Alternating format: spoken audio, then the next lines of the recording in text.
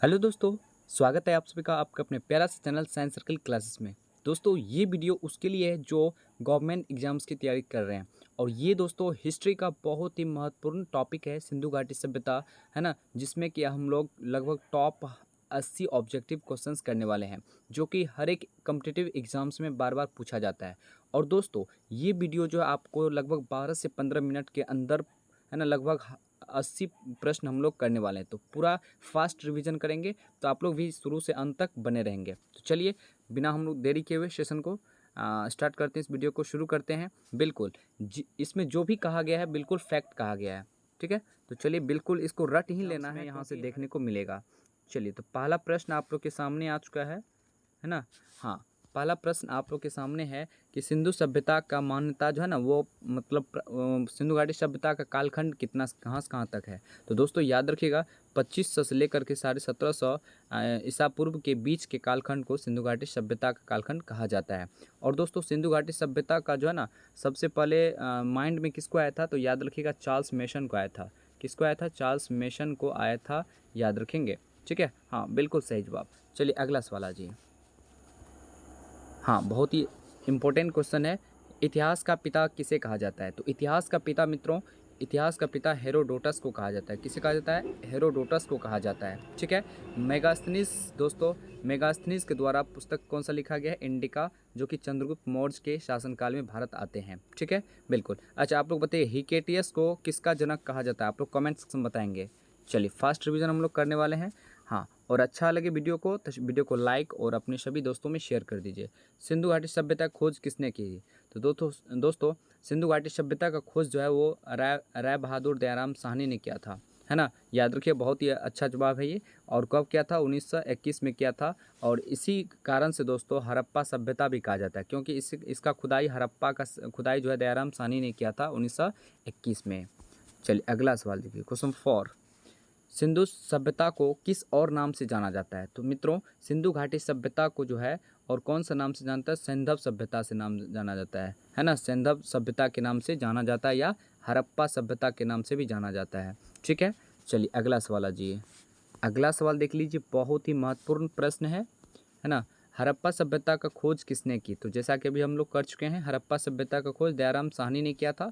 कब किया था? तो 1921 में किया था, ठीक है। और हड़प्पा सभ्यता की दोस्तों आकृति आपको पूछ दिया जाएगा, तो आकृति याद रखिएगा वो त्रिभुजाकार होती है। किस आकार का है दोस्तों? त्रिभुजाकार होती है, ठीक है। और सिंधु घाटी सभ्यता जो दोस्तों सबसे उत्तरी बिंदु जो है ना वो जम्मू कश्मीर में मांडा स्थित है, याद रखिएगा। उसके बाद सबसे पश्चिमी बिंदु जो है वो सुतका गेंडोर हो जाएगा, पाकिस्तान वाला एरिया है सुतका गेंडोर। सबसे दक्षिणी बिंदु दाइमाबाद, याद रखिएगा सिंधु घाटी सभ्यता का। और सबसे पूर्वी बिंदु जो है आलमगीरपुर, ये भी आपको याद रखना है। चलिए अगला सवाल आ जाइए। Question number 6। मोहनजोदड़ो की खोज किसने की थी? तो मोहनजोदड़ो की खोज दोस्तों रखालदास बनर्जी ने किया था, है ना। और कब किया था? तो 1922 में किया था दोस्तों, याद रखिएगा। और मोहनजोदड़ो का अर्थ होता है मृतकों का टीला। क्या होता है? मृतकों का टीला होता है। चलिए अगला सवाल आ जाइए। क्वेश्चन नंबर 7 बताइएगा। क्वेश्चन नंबर 7 है, स्वतंत्रता प्राप्ति के बाद हड़प्पा संस्कृति के सर्वाधिक स्थल भारत में कहाँ से खोजे गए थे? तो दोस्तों भारत में सबसे ज़्यादा जो है ना स्थल कहाँ देखने को मिला था? तो गुजरात में मिला था, ठीक है। जिसमें से प्रमुख याद रखना है धोलावीरा हो जाएगा, लोथल हो जाएगा, है ना, सुरकोटदा हो जाएगा, रंगपुर हो जाएगा। ये सब इंपॉर्टेंट है गुजरात का। चलिए अगला सवाल क्वेश्चन नंबर 8। सिंधु सभ्यता के प्रमुख बंदरगाह इनमें से कौन सा है? तो सिंधु घाटी सभ्यता के प्रमुख बंदरगाह दोस्तों वो हो जाएगा आपका, वो हो जाएगा सुरकोटदा और लोथल, है ना, जो कि ये लोथल गुजरात में स्थित है ना, याद रखिएगा। चलिए अगला सवाल क्वेश्चन नंबर 9 देख लीजिए। सिंधु सभ्यता में घोड़े के अवशेष कहाँ से मिले थे? तो सिंधु घाटी सभ्यता में घोड़े का अवशेष जो है वो दोस्तों गुजरात के सुरकोटदा से मिला था। कहाँ से? गुजरात के सुरकोटदा से मिला था, याद रखेंगे। चलिए क्वेश्चन नंबर 10 आ जाइए। सिंधु सभ्यता का मुख्य व्यवसाय क्या था, यानी प्रमुख व्यवसाय क्या था? तो कृषि एवं पशुपालन थे। क्या थे? कृषि एवं पशुपालन थे, याद रखेंगे। और ये क्वेश्चन बहुत ही इंपॉर्टेंट है मित्रों। जोते हुए खेत का साक्ष्य और नक्काशीदार ईंटों का प्रयोग कहाँ से प्राप्त हुआ था? तो याद रखिएगा राजस्थान के कालीबंगा से हुआ था। कहाँ से? राजस्थान के कालीबंगा से हुआ था, जो कि घग्गर नदी किनारे स्थित था। चलिए अगला सवाल ये देख लीजिए थोड़ा दोस्तों। मोहनजोदड़ो से सेंधव प्राप्त की सभ्यता सबसे बड़ी इमारत, है ना। तो आप लोग बताना है फटाफट सबसे बड़ी इमारत जो है ना, ये समय ऑप्शन गायब हो गया है ना। आप लोग कमेंट्स में बताइएगा सबसे बड़ी इमारत। चलिए अगला सवाल देख लीजिए, क्वेश्चन 13 देख लीजिए। सिंधु सभ्यता में बृहत स्नानागार जो है वो कहाँ से प्राप्त हुए थे? तो बृहत स्नानागार दोस्तों ये मोहनजोदड़ो से प्राप्त हुए थे, है ना। मोहनजोदड़ो कहाँ पे स्थित है? ये सिंध प्रांत, पाकिस्तान के सिंध प्रांत में सिंधु नदी किनारे पे स्थित है। सिंधु सभ्यता किस युग में पड़ती है? तो सिंधु घाटी सभ्यता दोस्तों आद्य ऐतिहासिक काल में पड़ते हैं, है ना। इसी को दोस्तों कांस्य युगीन सभ्यता भी कहा जाता है। क्या कहा जाता है? कांस्य युगीन सभ्यता भी कहा जाता है। चलिए अगला सवाल देख लीजिए, क्वेश्चन 15। सिंधु सभ्यता के लोग किसमें विश्वास करते थे? तो दोस्तों सिंधु घाटी सभ्यता के लोग जो है वो किसमें विश्वास करते थे? तो मातृशक्ति में करते थे। किसमें? मातृशक्ति में विश्वास करते थे। चलिए 16 नंबर का बताइएगा, सिंधु सभ्यता के लोग किस धातु से परिचित नहीं थे? तो दोस्तों इसमें लोहा जो है ना ये वैदिक काल में मतलब शुरू हुआ था, तो ये सिंधु घाटी सभ्यता में ये यहाँ पे नहीं चल रहा था, ठीक है। हाँ लोहा याद रखेंगे। चलिए अगला सवाल 17 नंबर देख लीजिए, हड़प्पा काल की मोरें अधिकांश किससे बनी हुई थी? तो हड़प्पा काल की मोर जो है दोस्तों वो सेल खड़ी से बनी हुई थी। क्या चीज़ से? सेल खड़ी से बनी हुई थी। हम लोग फास्ट रिवीजन कर रहे हैं और ये एग्जाम में 100% यहाँ से छपेगा। सिंधु घाटी सभ्यता में अग्निकुंड कहाँ से प्राप्त हुआ? ये क्वेश्चन बहुत ही इंपॉर्टेंट है। कालीबंगा से प्राप्त हुआ है ना, ये राजस्थान में स्थित है, ये भी आपको याद रखना है। चलिए 19 नंबर पे आते हैं। सिंधु घाटी सभ्यता में 3 मुख वाले देवता पशुपतिनाथ की मूर्ति कहाँ से मिली थी? तो याद रखिएगा ये दोस्तों कहाँ से मिली थी, जल्दी बताइएगा। हाँ तो याद रखिएगा इसका करेक्ट जवाब आपका हो जाएगा, ये हो जाएगा हड़प्पा से मिला था, है ना। ये कहाँ से मिला था दोस्तों? हड़प्पा से मिला था।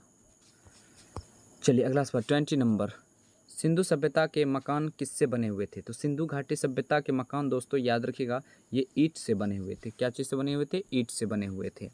चलिए अगला सवाल 21, सिंधु सभ्यता के मुख्य निवासी को क्या बोलते हैं?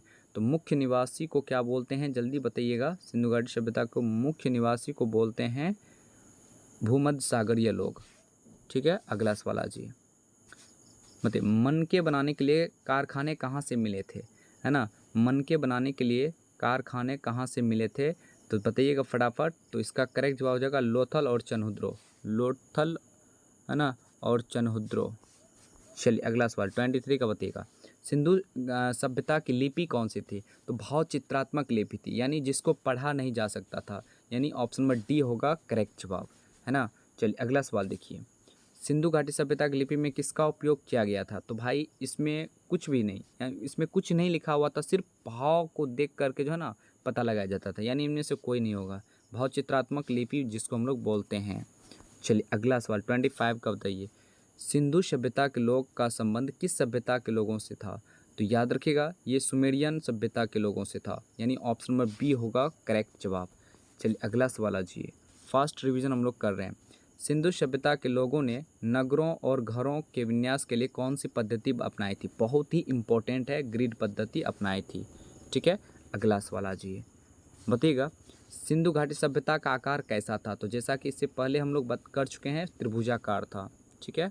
आ जाइए अगला सवाल, सिंधु घाटी सभ्यता कैसी सभ्यता थी? तो मित्रों ये शहरी सभ्यता थी। ये कैसी सभ्यता थी? शहरी थी और मातृसत्तात्मक थी।